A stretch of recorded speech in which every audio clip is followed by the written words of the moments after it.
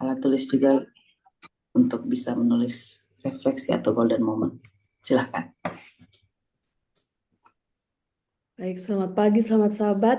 Di pagi ini saya minta kesediaan hamba Tuhan, Pendeta Sule untuk pimpin kita dalam doa buka.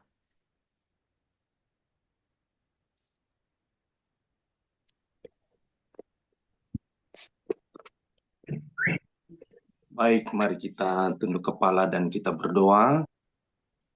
Segala puji dan syukur kami panjatkan kehadirat-Mu ya Tuhan, atas kebaikan, kasih sayang yang Tuhan berikan kepada kami.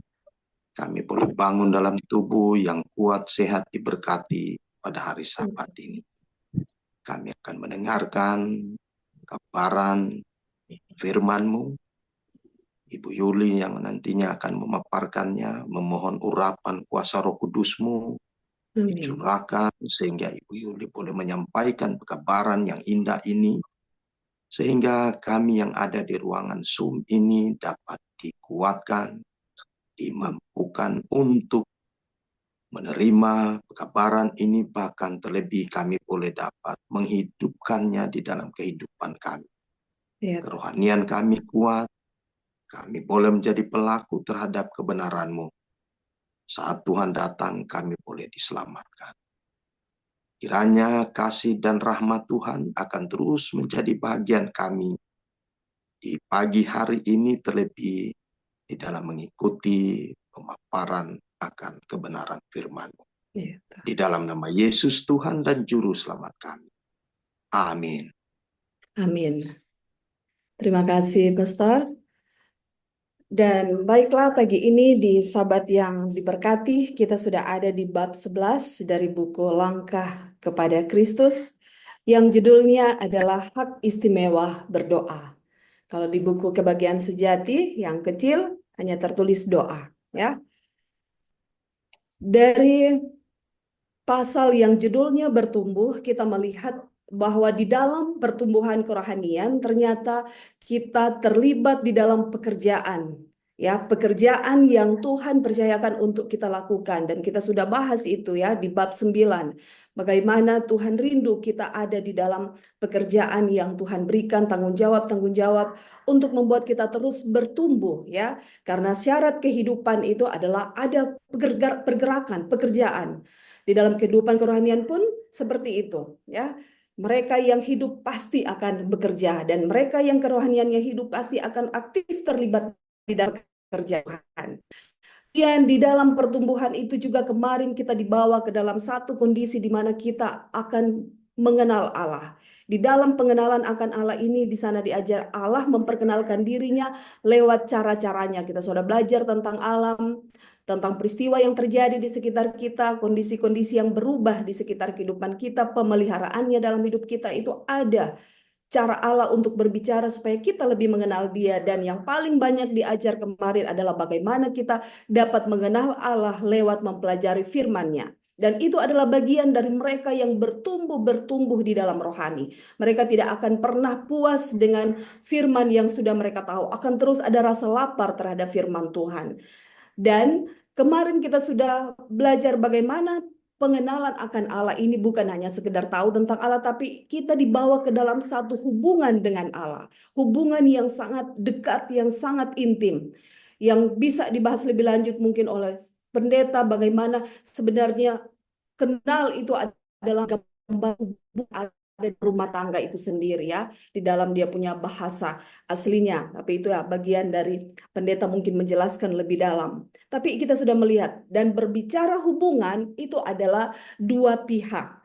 Jadi kalau kemarin di dalam membawa kita ke dalam hubungan dengan Dia, Allah berbicara kepada kita, memperkenalkan dirinya. Nah, sekarang hari ini hubungan timbal balik itu harus terjadi. Tidak cukup, ya. Tidak cukup kita hanya mendengar Allah berbicara. Karena hubungan itu dibangun oleh komunikasi. Di mana komunikasi itu harus ada dua pihak yang berkomunikasi. Bayangkan ada hubungan suami istri atau orang tua anak, sahabat, anggota jemaat, terus tidak ada komunikasi. Cuma istri terus yang bicara. Walaupun memang istri yang lebih banyak harusnya bicara, ya. Tapi tidak sehat, saudara, hubungan seperti itu. Atau suami terus yang bicara, istrinya diam. Maka hari ini, kalau kemarin kita belajar bagaimana Allah berbicara, maka hari ini Tuhan mau ajar kita dan mau kasih tahu ternyata Dia rindu sekali juga untuk kita berbicara kepada Dia, berkomunikasi dengan Dia. Dan itulah doa. Jadi kalau doa itu mungkin ya kita tahu berdoa harus seperti ini. Nah, hari ini kita akan belajar bagaimana doa itu sebenarnya adalah komunikasi jiwa kepada Allah yang tidak terbatas oleh waktu dan tempat. Dimanapun kita berada, di waktu seperti apapun, itu boleh naik ke hadapan Tuhan ya. Walaupun kita akan belajar juga dia punya bagian-bagian bagaimana doa itu Tuhan inginkan. Sekarang, apa sih sebenarnya itu doa? Saya tulis ini ya, di dalam Roma 8 ayat 26, ternyata di sana dikatakan kita itu tidak tahu berdoa. Dan karena kita tidak tahu berdoa, maka ternyata Roh Kudus itu mendoakan kita di dalam keluhan-keluhan yang tidak terucapkan. Dan Allah, Dia mengerti sekali itu maksud dari Roh Allah dan pasti akan dijawab. Dan Roh Allah katanya itu berdoa itu sesuai dengan kehendak Allah dan pasti akan dijawab. Jadi itu penting kita belajar bagaimana berdoa sesuai dengan kehendak Allah. Jadi ini sudah bukan lagi bagian dari orang-orang yang tidak mengetahui Tuhan, tidak tahu kebenaran. Kita sudah ada pada bab yang ke-11 di mana doa ini nanti ada di langkah yang ke-11 karena ini sudah menjadi bagian dari kehidupan orang-orang yang bertumbuh di dalam Tuhan. Harus terjadi satu reformasi doa di dalam kekristenan, di dalam pengalaman iman kita. Kalau tidak, kita tidak akan pernah ada hidup yang sempurna yang Tuhan inginkan. Oke? Mari kita mulai. Jadi apa itu doa? Ternyata doa itu adalah kita membuka hati kepada Allah. Ada yang harus kita sampaikan kepada Allah mengenai apa? Kehidupan kita. Ya, kita buka semua hati kita. Saya lupa di halaman berapa, tapi di sana dibilang semua yang kita rasakan, kita bawa itu sama Tuhan, ya. Oh, keinginan kita, sukacita kita, kesedihan, kekhawatiran, ketakutan kita di hadapan Tuhan, semua yang kita rasakan, yang mungkin itu membebani kita, Tuhan mau untuk kita bawa sama Dia. Jadi doa itu adalah menyampaikan semua yang ada di dalam kehidupan kita, mengenai kehidupan kita, dan itu membuka hati kepada kita, kepada Allah. Selanjutnya, Tuhan ingin ketika kita berdoa, kita melihat Tuhan itu sebagai sahabat kita. Artinya tidak ada rasa enggan di sana untuk membuka hati. Seorang sahabat yang paling kita percaya, yang tidak pernah mengkhianati kita. Apapun yang akan kita sampaikan, dia akan jaga rahasianya. Kalau di dunia, karena di sini dibilang mencurahkan hati, itu ada di halaman 158 ya. Doa adalah mencurahkan isi hati kita kepadanya. Ini yang sering kita dengar curhat. Curhat sama manusia itu kita bisa, manusia kan sifatnya berubah. Suatu saat dia mungkin akan kasih tahu rahasia-rahasia hidup kita kepada orang lain ketika ada masalah. Tetapi sama Tuhan, ketika kita sampaikan apapun itu, kondisi yang paling rahasia pun, semuanya Dia apa? Dia simpan, Dia menjaga. Dan bukan hanya itu, kita menerima segala yang kita perlukan. Ya, kita diberikan kekuatan, kita diberikan jalan keluar karena Dia yang kita sampaikan semua mengenai hidup kita itu berkuasa. Dia juga yang sangat mengasihi kita. Jadi tidak ada yang bisa menahan kita ketika kita sadar betul Allah yang kepadanya kita mencurahkan isi hati kita. Allah yang kepadanya kita sampaikan semua mengenai kehidupan kita adalah Allah yang sangat mengasihi kita. Dia tahu yang terbaik untuk kita dan Dia juga berkuasa untuk menolong kita. Ingat itu. Kalau kita sama manusia ya mungkin hanya bisa didengar, tapi banyak kali manusia tidak bisa memberikan jawaban, memberikan solusi karena tidak ada kuasa, tidak memiliki kemampuan. Tapi sama Tuhan, saudara, kita diberikan pertolongan yang tidak terbatas. Dan di sini dikatakan doa itu adalah hak istimewa kita. Oh, luar biasa. Kalau berbicara hak, saudara, hak istimewa itu rugi kalau orang nyandak apa? Nyandak packing, nyandak ambil. Karena nanti orang lihat sebentar. Apa yang kita dapatkan di dalam doa. Selanjutnya, doa itu membuat kita sanggup untuk menerima Allah. Menerima Allah. Kok bisa ya? Ternyata kita sudah belajar di pasal sebelumnya tentang penyerahan hidup. Ketika kita menyerahkan seluruh kehidupan kita, hati kita yang penuh dosa, untuk Tuhan mau kerjakan kebenarannya di dalam kita, satu-satunya musuh yang paling besar di situ, musuh terbesar di dunia ini adalah diri kita sendiri. Karena kita tidak mampu. Pada waktu itu menjadi milik Tuhan, disitulah Tuhan mau mengerjakan semua kehendaknya. Dan kehendak Tuhan itu seringkali bertentangan dengan kehendak kita, sehingga sulit sekali. Bukan Tuhan tidak punya kuasa untuk lakukan kebenarannya di dalam kita, tetapi diri kita itulah yang menjadi musuh terbesar. Sehingga doa itu akan memampukan kita, menyanggupkan kita untuk terima semua. Ya, menerima Tuhan di dalam hidup kita, bukan hanya sekedar tinggal dan berdiam, tetapi Tuhan mau kerjakan seluruh kebenaran kita. Dan doa membuat kita dimampukan untuk menerimanya. Doa akan membuat kita sanggup menerima rencana-rencana Tuhan. Sekalipun itu bertentangan dengan rencana kita. Doa akan menaklukkan kita di bawah kehendak Tuhan. Dan yang pasti kita sudah kenal dulu bahwa kehendak Tuhan itu semua untuk kebahagiaan kita. Mata kita terbatas untuk melihat. Kita tidak tahu yang kita pegang ini untuk kita bahagia atau tidak, tapi Tuhan semuanya tahu. Dan doa itu membuat kita tunduk kepada kehendak Tuhan, menyanggupkan kita menerima Dia. Dan selanjutnya, doa itu ternyata membuat kita naik kepada Tuhan. Kalau kita terima Tuhan, ternyata Tuhan mau bawa kita kepada pengalaman untuk naik. Saya tidak tahu ya, mungkin kalau ada di sini hamba Tuhan yang bisa jelaskan lebih, tapi saya membawa kita naik kepada Tuhan ini mungkin adalah sebuah pengalaman ya. Dan saya coba merenung bagaimana kondisi saya ketika berdoa. Dan saya rasakan ketika berdoa dengan sungguh-sungguh, dengan satu kerinduan yang dalam untuk merasakan hadirat Tuhan. Karena saya ingat malaikat-malaikat itu katanya mereka sukacita mereka tertinggi ada di hadirat Tuhan. Jadi saya minta Tuhan bagaimana sih sukacita untuk ada di hadirat Tuhan. Dan ketika saya berdoa, saya minta untuk bisa merasakan hadirat Tuhan yang membuat malaikat itu bersukacita. Dan saya rasakan saudara. Dalam doa itu betul-betul menikmati sekali. Sampai saya lupa ya untuk berapa waktu itu sudah selesai di dalam saya berdoa. Jadi kita dibawa kepada pengalaman lebih naik kepada Tuhan. Sekarang, ketika Yesus ada di dunia ini, dia telah menyetarakan dirinya itu sebagai manusia. Dia tidak pernah melalaikan doanya. Walaupun dia adalah anak Allah, tetapi karena di dalam kemanusiaannya, ilahinya itu telah dibungkus dengan kemanusiaan. Yesus menyadari betul kebutuhannya itu terhadap kekuatan dari Bapaknya. Dan dia menjadi seorang pendoa. Kalau kita belajar di kerinduan segala zaman tentang bagaimana kehidupan Yesus, oh saudara, di dalam kesibukannya, dia selalu mencari waktu yang sunyi, tempat yang sunyi untuk boleh butuh. Karena itu merupakan sumber kekuatan bagi dia. Dia melihat bagaimana kuasa kejahatan itu telah menggelapkan dunia. Kuasa kejahatan itu tidak dapat dikalahkan dengan kekuatan sendiri. Dan dia selalu mencari kekuatan dari Bapaknya. Dan berhasil, Yesus telah menang tanpa ada dosa yang mencemari dirinya. Sekalipun hidup di dalam lingkungan yang penuh dosa. Rahasianya dia adalah seorang pendoa. Kenapa? Dia selalu minta kekuatan dari Bapa. Dan sekarang saudara, bagaimana dengan kita? Di sini dikatakan malaikat-malaikat itu heran dengan manusia. Kita ternyata adalah sasaran dari pencobaan. Kita adalah sasaran dari setan untuk jatuhkan kita. Dia mau cobai dan kita harus hancur, harus jatuh, harus gagal, harus berdosa, harus melanggar. Kita juga ada dalam kondisi yang lemah dan tidak berdaya. Tetapi malaikat-malaikat bilang mereka heran. Kenapa? Bukan kita tidak berdoa, saudara. Tapi di sini kita hanya berdoa sedikit. Ya, di sini bukan lagi membahas kita tidak berdoa dan saya, oke, saya enggak, saya berdoa kok. Tapi malaikat heran karena kita katanya berdoa cuma sedikit.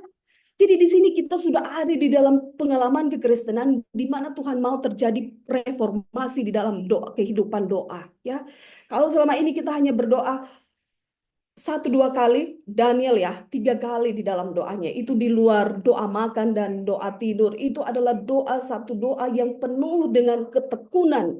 Ya, satu doa yang penuh penyerahan. Satu doa yang benar-benar merasakan kebutuhan terhadap Tuhan. Bagaimana dengan kita? Kenapa susah sekali terjadi satu perubahan di dalam kehidupan kita? Kita bisa kita masih sedikit berdoa. Itu ada di halaman 161 ya.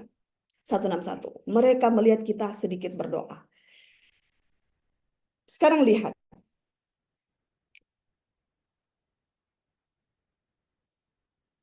Juru selamat kita, dia memiliki persekutuan dengan Allah, dia memperoleh penghiburan dan sukacita di dalamnya, dan dia merasakan kebutuhan yang besar itu. Nah, betapa besar lagi kebutuhan manusia yang lemah, fana, dan berdosa untuk berdoa dengan tekun dan berkesinambungan. Bapa kita yang di surga menunggu untuk mencurahkan segala berkat-Nya kepada kita, merupakan hak istimewa bagi kita untuk minum sebanyak-banyaknya dari sumber kasih yang tak terbatas itu. Kita harus lihat dulu apa sih yang dimaksud dengan doa yang tekun dan berkesinambungan. Itu ada di halaman 116-an. Ini adalah salah satu bab terpanjang ya saudara. Bab terpanjang ada di 13.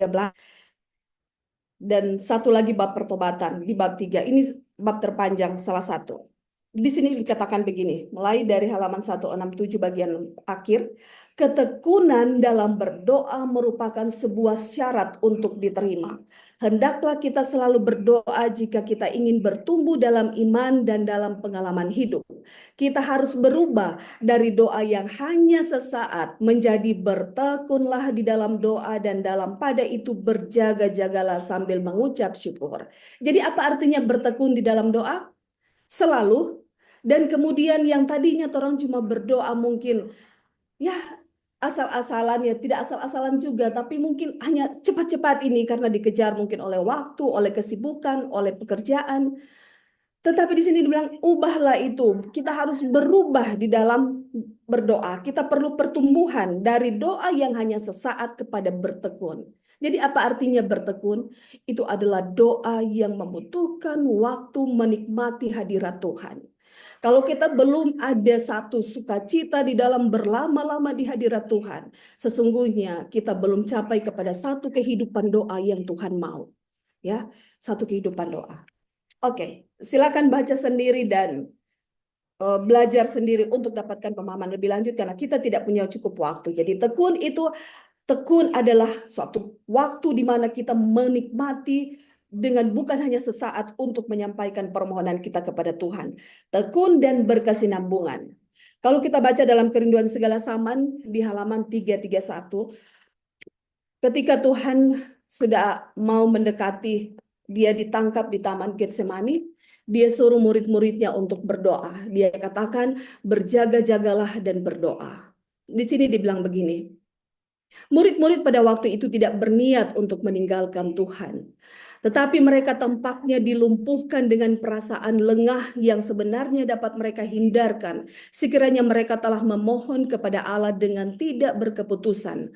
Mereka tidak menyadari perlunya berjaga-jaga dan berdoa dengan tekun agar dapat mengalahkan penggodaan.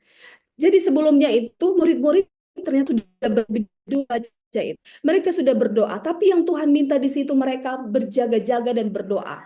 Ada satu ketekunan di dalam doa, doa yang membutuhkan waktu lebih bersama dengan Tuhan. Tetapi mereka katanya apa? Lengah.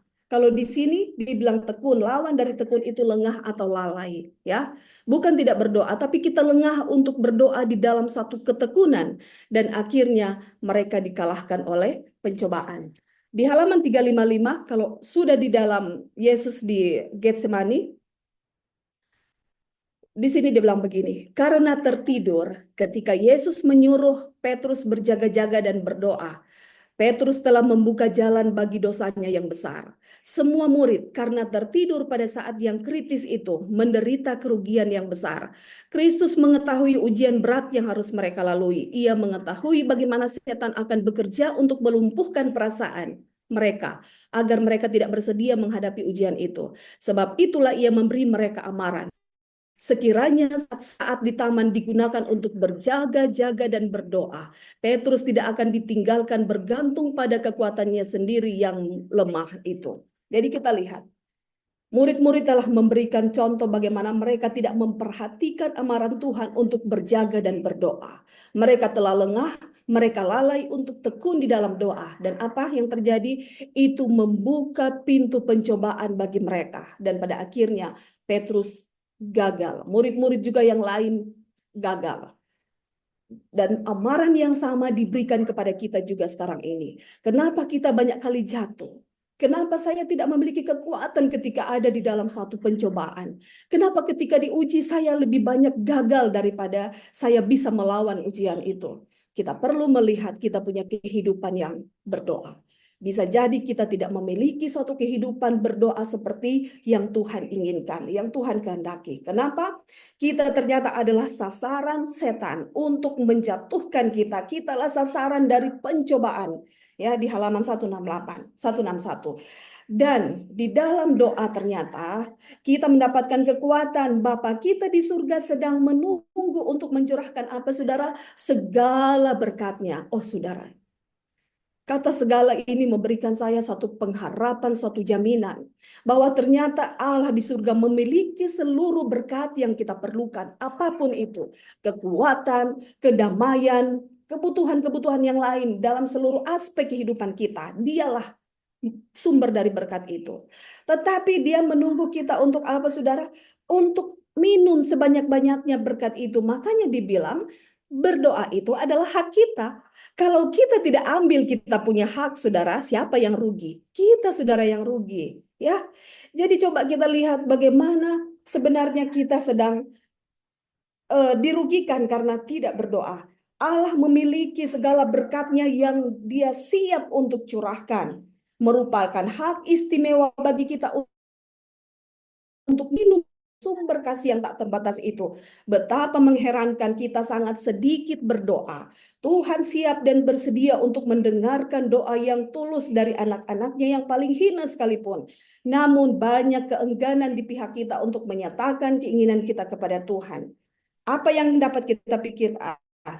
Baca selanjutnya. Kita lihat tuh. Ini adalah sebuah undangan rahmat bagi kita. Lihat, saya memiliki semua berkat itu. Saya siap dan saya bersedia. Saya menunggu untuk curahkan. Kapan kita ambil? Berdoalah. Doa itu adalah kunci ya. Nanti kita lihat sebentar. Saya ingat waktu kami diberikan kesempatan mengunjungi seorang petinggi gudang garam waktu itu di Kediri. Ya, saya banyak kenangan di sana, saudara, karena itu adalah tempat pelayanan saya yang pertama. Dia adalah orang yang sangat kaya, dia orang Advent. Jadi ya sekalipun dia Advent, dia itu sebenarnya yang meracik itu gudang garam. Ya, jadi rokok dia punya tar, dia punya nikotin, dia punya semua itu dia yang timbang. Jadi dia sangat dipercaya oleh gudang garam. Dia cuma tahu takarannya, tidak banyak yang tahu, dia salah satu kepalanya. Dan kami diberikan kesempatan untuk berkunjung ke rumahnya. Wah, rumahnya bagaikan istana, saudara, bagus sekali. Dan waktu itu ini poin yang saya mau sampaikan. Dia setelah kami pulang, kami berdoa, dia tanya begini sama kami. Apa yang kalian perlukan? Saya akan bantu. Saudara, seperti sedang mengalami kami kalau misionari di ladang terus ada yang tanya, apa yang kalian perlukan? Saya mau bantu. Saya senang sekali. Kenapa? Karena saya tahu dia yang menawarkan ini pasti dia akan buat karena dia punya fasilitas itu, dia punya. Nah sekarang saudara, itu tidak ada apa-apanya dibanding kita punya Allah yang di sorga, yang memiliki seluruh alam semesta ini, yang dia ciptakan hanya dengan firman dari yang tidak ada menjadi ada. Dan dia sekarang kasih tahu sama kita pagi ini, dia punya segala berkat yang kita butuhkan.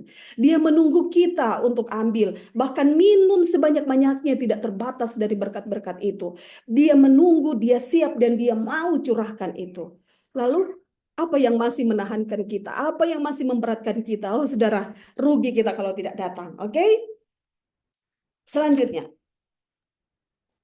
Jadi ini ya, malaikat-malaikat heran kenapa kita sedikit minta, ya. Kenapa kita sedikit berdoa dan kita memiliki iman yang kecil.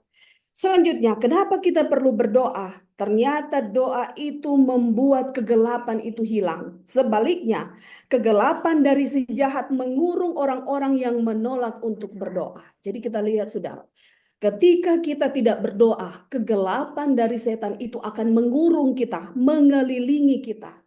Artinya kita akan hidup di dalam kegelapan. Sebaliknya ketika kita berdoa, di halaman 162 dikatakan, kita akan berjalan di dalam terang Roh Kudus. Wah,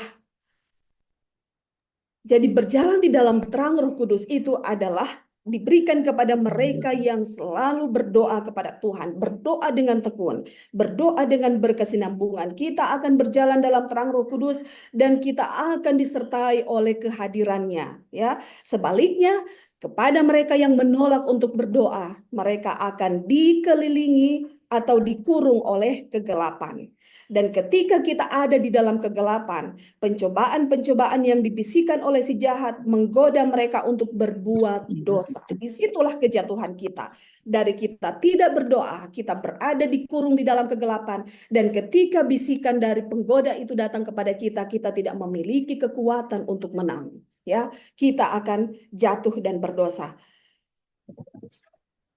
Selanjutnya, itu karena mereka tidak menggunakan hak istimewa yang Tuhan berikan, yang Tuhan telah berikan kepada mereka dalam waktu-waktu berdoa.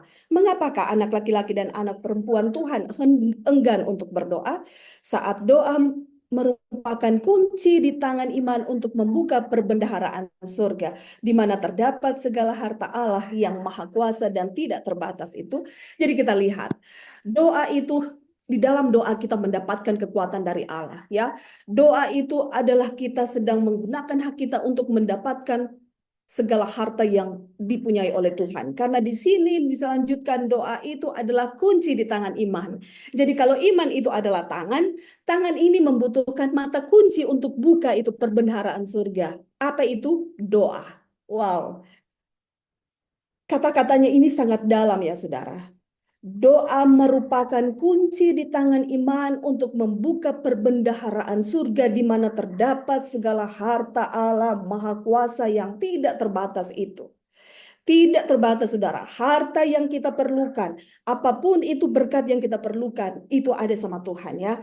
Dan kunci untuk membukanya adalah doa. Saudara, berarti kuncinya ada sama siapa? Sama kita.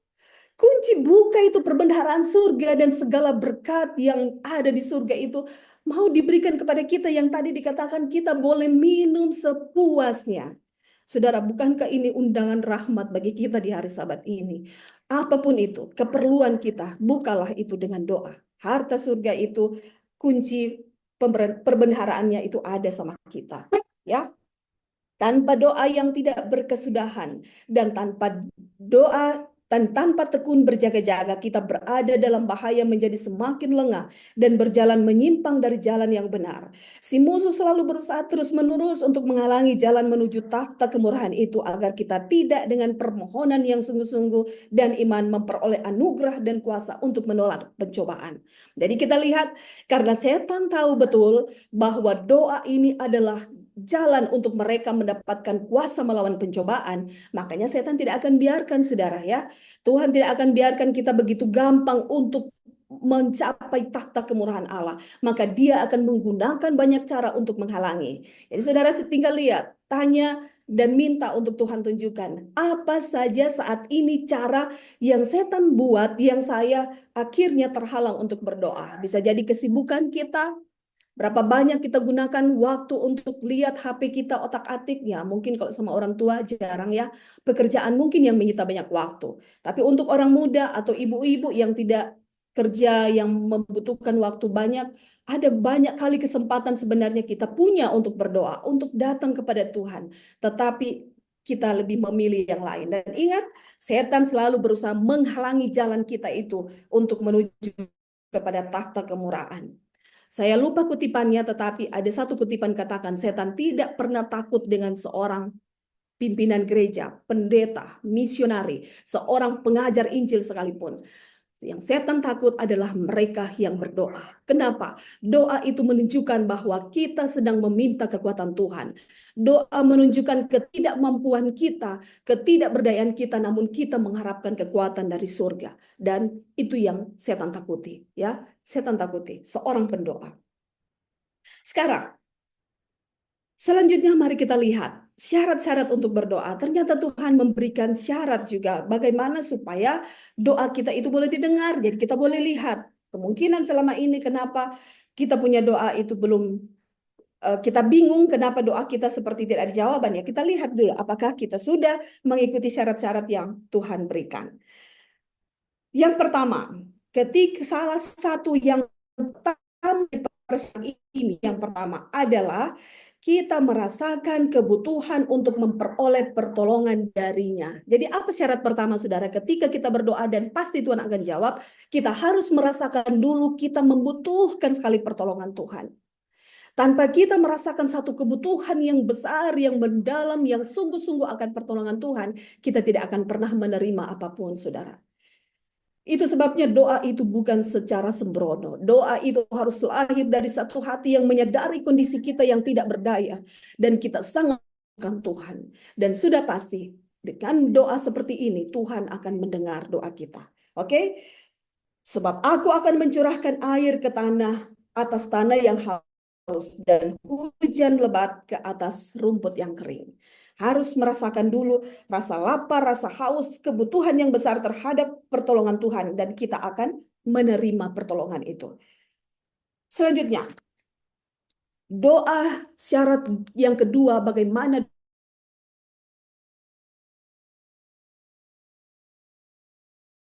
kejahatan di dalam hati kita. Jika kita tidak mau melepaskan dosa yang kita ketahui, Tuhan tidak akan mendengar kita. Tetapi doa dari jiwa yang menyesal dan hancur hati selalu diterima. Ketika semua kesalahan yang diketahui telah diperbaiki, kita dapat percaya bahwa Tuhan akan menjawab permohonan-permohonan doa kita. Ini saudara sudah kita bahas dari bab 1 sampai kemarin bagaimana Tuhan ingin selesaikan masalah dosa. Dosa yang sudah Tuhan sadarkan kepada kita, dosa yang sudah Tuhan kasih tahu sama kita, Tuhan rindu itu diselesaikan. Selesaikan bagaimana? Cuma akui saudara sama Tuhan. Di dalam satu pertobatan ya, pertobatan tinggalkan. Tapi kalau orang belum kasih tinggal satu dosa saja, contoh saya masih suka berdosa, kecil-kecil masih suka berdosa. Tuhan bilang dia tidak akan dengar orang punya doa. Ini kita sudah ada di bab 11 ya saudara. Ini sudah ada di dalam pertumbuhan iman ini ya. Bukan lagi awal-awal orang berdosa yang tidak tahu apa-apa, tidak kenal Tuhan, terus Tuhan membawa. Kita ini sudah dibawa dalam satu pengenalan akan Tuhan. Jangan lagi main-main dengan dosa, saudara. Satu dosa saja, kita sudah belajar sebelumnya. Satu dosa saja, yang paling kecil sekalipun. Kalau kita tidak selesaikan itu, ketika kita tidak ada dalam pertobatan, dosa itu akan menghancurkan seluruh kuasa Injil dalam hidup kita. Jadi jangan bermain-main dengan dosa, saudara. Saudara mau tahu nilai dosa seperti apa? Lihatlah apa yang terjadi di Golgota. Itulah yang telah dibuat oleh dosa. Satu dosa yang kecil yang terus kita pelihara, yang sudah Tuhan kasih sadar, ya, yang sudah Tuhan kasih tahu sama kita, tapi kita masih belum mau selesaikan. Kita tidak mau memperbaikinya, kita tidak mau tinggalkan, kita masih mau terus pelihara karena dosa itu sangat kita cintai mungkin, maka sudah pasti Tuhan tidak akan kita doa. Itu syarat yang kedua. Jadi syarat yang pertama, kita harus merasakan kebutuhan kita terhadap Tuhan. Yang kedua, setiap dosa yang sudah disadarkan sama Tuhan itu harus kita selesaikan, perbaiki, tinggalkan. Jangan terus biar ada di dalam hati kita. Yang ketiga, unsur yang lain untuk doa yang menang adalah iman. Wah, saudara, iman ini sangat diperlukan ke dalam kehidupan doa kita. Kenapa? Karena Tuhan mau ketika kita meminta sesuatu kepada Tuhan itu harus kita percaya Tuhan itu dengar dulu ya. Iman itu menyanggupkan kita untuk kita percaya bahwa Tuhan dengar apa yang kita sampaikan. Selanjutnya, kalau Tuhan sudah dengar, iman itu juga akan menolong kita untuk sabar dengan waktunya Tuhan. Jadi iman itu bukan menuntut, wah dengan iman dan harus sekarang terjadi apa yang saya minta. Harus sesuai dengan saya punya waktu ya. Baca sendiri dia punya kelanjutan pembahasan tentang doa dengan iman.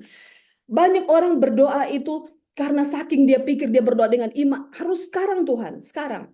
Memang saudara, ada doa yang dibilang Tuhan tidak pernah menunggu untuk menjawab. Kalau Tuhan tahu itu sudah waktunya saat itu, oh dia akan segera jawab saat itu Tuhan. Tuhan tidak pernah menunda ya saudara. Tuhan tidak pernah tunda. Dia yang maha tahu dan yang sangat mengasihi kita itu tidak pernah menahankan sesuatu yang menjadi kebutuhan kita. Tetapi ada permohonan, permintaan kita yang Tuhan melihat itu harus butuh waktu. Ada waktu yang tepat, belum sekarang. Dan disitulah iman diperlukan. Jadi iman itu bukan sesuatu yang menuntut Tuhan harus jawab sesuai dengan yang kita mau. Tetapi iman, berdoa dengan iman itu adalah percaya Tuhan mendengar kita punya doa. Kemudian iman juga itu menyanggupkan kita untuk sabar menunggu di waktunya Tuhan. Bisa lihat ya poinnya, baca sendiri untuk lebih jelas. Jadi yang pertama, syarat doa diterima adalah kita merasakan kebutuhan kita terhadap Allah. Pertolongan Tuhan itu harus betul-betul sungguh Yang kedua, selesaikan ketika masih ada dosa yang belum selesai, saudara. Dosa yang sudah diketahui ya. Tidak ada, kalau dosa yang kita nggak tahu, nggak usah berusaha stres cari-cari dosa. Roh Kudus akan insafkan kita dari dosa. Dan Tuhan mau itu diselesaikan. Jangan lagi dipelihara di dalam hati, saudara. Yang ketiga, berdoalah dengan iman. Jangan pernah atur-atur Tuhan seolah-olah Tuhan itu tidak tahu yang terbaik bagi kita. Dia yang sangat mengasihi kita, dia tahu yang terbaik bagi kita.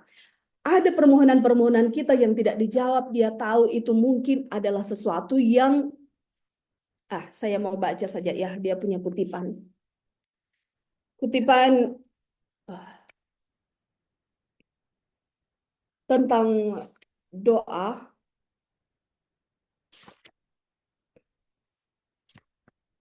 Saya lupa, itu ada di buku lama kayaknya saya tulis. Intinya begini. Ada doa di mana yang Tuhan lihat di situ itu adalah doa yang penuh kepentingan diri. Doa yang semuanya hanya fokus kepada apa yang kita mau untuk keinginan kita. Dan doa seperti itu harus Tuhan tahan. Yang Tuhan mau luruskan dulu kita punya hati yang penuh kepentingan diri ini. Dia menahan untuk tidak menjawab supaya kita dapat belajar dan kita disadarkan kita akan harus melihat dulu kondisi kita. Motif kita di dalam meminta doa itu. Kalau itu adalah untuk kepentingan diri, Tuhan tidak akan pernah langsung menjawab. Dia akan harus selesaikan dulu hati kita yang penuh kepentingan diri itu. Karena yang Tuhan butuhkan itu adalah kita punya perubahan hati. Dan doa-doa kepentingan diri ini paling banyak ya. Paling banyak di dalam umat. Sebabnya ketika kita bertumbuh di dalam Tuhan, ketika kita bertumbuh di dalam kerohanian, doa-doa kita itu akan semakin menjadi satu dengan doa Kristus. Akan menjadi sama dengan kehendak Yesus. Dan itu yang akan terjadi ya saudara. Kita akan jadi satu. Doa Yesus dan doa kita itu akan jadi satu. Akan jadi sama. Tetapi doa-doa yang masih penuh dengan kepentingan diri itu, Tuhan akan tahan. Tuhan akan memberikan waktu di mana Tuhan akan tunjukkan dulu kita punya kondisi hati yang penuh dengan kepentingan diri. Di sini dibilang, ketika doa-doa kita kelihatannya tidak dijawab, kita tetap berpaut pada janji itu karena akan tiba waktu ketika jawaban doa pasti akan datang. Dan kita akan menerima berkat yang paling kita butuhkan. Tetapi jika kita menuntut agar doa selalu dijawab dengan cara tertentu dan untuk hal tertentu yang kita inginkan, itu merupakan hal gegabah. Tuhan itu sangat berhikmat sehingga ia tidak dapat melakukan kesalahan. Dan sangat berkemurahan sehingga ia tidak akan menahan hal-hal baik dari mereka yang berjalan dalam kebenaran. Oleh karena itu jangan takut untuk mempercayainya. Walaupun engkau tidak melihat jawaban doa segera terjadi, bergantunglah pada janjinya yang pasti. Mintalah maka akan diberikan kepadamu. Oke? Jadi berdoa syarat ketiga, doa itu diterima adalah berdoa dengan iman, percaya Allah mendengar dan kita sabar menunggu waktu Tuhan karena kita tahu Tuhan yang lebih tahu terbaik bagi kita, ya. Yang selanjutnya, syarat bagaimana supaya doa kita diterima itu ada di halaman 167. Ketika kita datang untuk memohon kemurahan dan berkat dari Tuhan, hendaklah kita memiliki suatu roh kasih dan pengampunan di dalam hati kita sendiri. Bagaimana mungkin kita berdoa, ampunilah kami akan kesalahan kami, seperti kami juga mengampuni orang yang bersalah kepada kami, namun tetap memanjakan roh yang tidak mau mengampuni. Jika kita berharap doa kita sendiri didengarkan, kita harus mengampuni orang lain dengan apa, saudara? Dengan cara yang sama dan kapasitas yang sama sebagaimana kita berharap diampuni. Oh Tuhan, oh saudara. Cara Tuhan mengampuni kita itu Tuhan mau itu juga menjadi cara kita mengampuni orang. Berapa banyak dari kita yang sudah meminta ampun sama Tuhan. Berapa banyak dari kita yang kesalahan-kesalahan kita itu minta diampuni sama Tuhan. Lalu kenapa kita tidak mau mengampuni orang? Ya, makanya Tuhan mau cara dan kapasitas yang sama yang kita terima dari Tuhan itu juga harus kita lakukan sama orang yang bersalah kepada kita. Ya, mungkin ada beberapa dari antara kita yang sulit sekali ada di posisi ini. Mungkin ada yang, oke, saya tidak ada masalah dengan orang. Oke, fine. Tetapi ada dari kita, yang saya juga pernah ada dalam pengalaman ini. Susah sekali, saudara, untuk mengampuni, apalagi ketika saya sudah sangat dilukai. Saya sudah sangat dirugikan. Saya sudah dibuat menderita oleh dia punya kelakuan. Oleh caranya, oleh sikap dari seseorang. Tetapi, saudara, Tuhan rindu ketika kita mengenal Allah yang penuh kasih, Allah yang mengampuni kita. Kasih Tuhan itu akan memberikan kita juga apa? Kekuatan untuk bisa mengampuni orang. Kenapa? Mengampuni itu adalah kebahagiaan kita ya sebenarnya. Menahan dan menyimpan kesalahan orang hanya merusak kebahagiaan kita, merusak kedamaian kita. Dan Tuhan tidak mau, saudara. Tuhan mau kita hidup bahagia dengan Tuhan. Dan salah satu yang membuat kita tidak bahagia adalah kita tidak mau mengampuni. Kita pikir ketika mengampuni orang itu enak sekali. Tidak, saudara. Itu adalah keuntungan bagi kita. Mintalah pertolongan Tuhan supaya kita boleh memiliki roh yang mengampuni. Kalau tidak, itu juga akan menjadi penghalang sehingga doa kita tidak dijawab. Selanjutnya, syarat doa yang kelima adalah ketekunan dalam berdoa merupakan sebuah syarat untuk diterima. Itu yang sudah saya baca tadi di awal. Hendaklah kita selalu berdoa jika kita ingin bertumbuh dalam iman. Dan dalam pengalaman hidup, kita harus berubah dari doa yang hanya sesaat menjadi bertekunlah di dalam doa. Dan dalam pada itu berjaga-jagalah sambil mengucap syukur. Jadi inilah syarat-syarat doa yang mungkin ada lagi yang lain yang lebih panjang tapi ini yang bagian-bagian penting yang saya rindu untuk bagikan ya. Doa di mana kita merasakan kebutuhan kita terhadap Allah.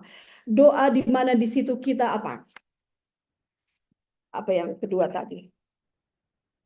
Kita merasakan kebutuhan kita terhadap Allah, yang kemudian kita menyelesaikan dulu.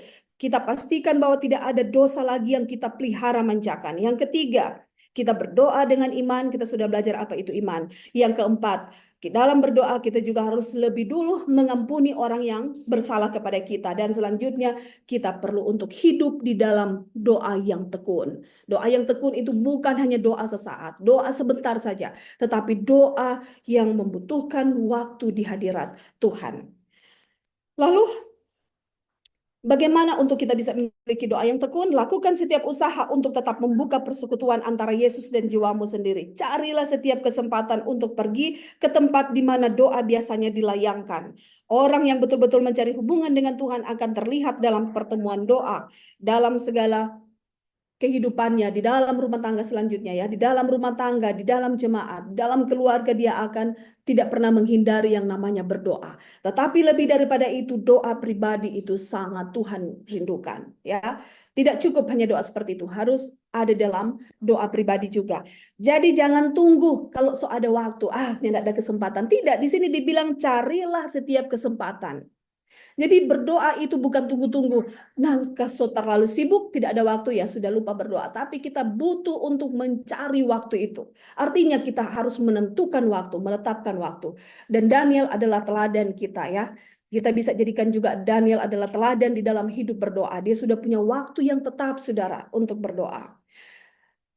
Saya secara pribadi, saya punya waktu yang saya rasa itu panjang berdoanya, waktu malam dan waktu pagi, subuh. Saya gunakan itu siang, karena sudah terlalu sibuk saya ibu rumah tangga yang banyak pekerjaan itu hilang. Tapi saya selalu rindu untuk punya waktu di siang hari yang tenang untuk berdoa. Itu sebabnya jika saudara punya rumah, ya berilah, gunakan satu ruangan khusus untuk doa. Dan itu tidak akan diganggu oleh apapun karena sudah dikhususkan. Itu akan memberikan kita satu kebiasaan untuk masuk ke tempat yang seperti itu dan berdoa di sana.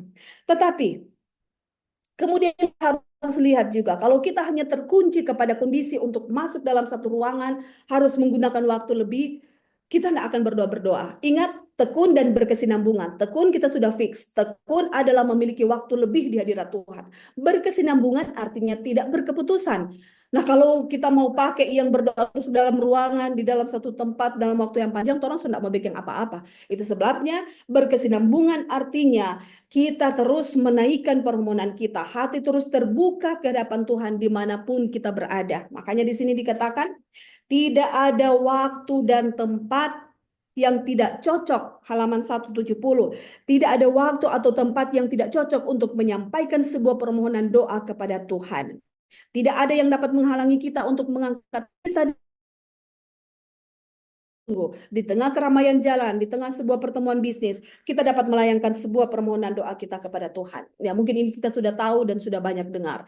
Sampaikan kita punya permohonan di hadapan Tuhan, hati kita terbuka di hadapan Tuhan dimanapun kita berada. Di dalam tengah kesibukan kita perlu menaikkan kita punya doa. Oke, selanjutnya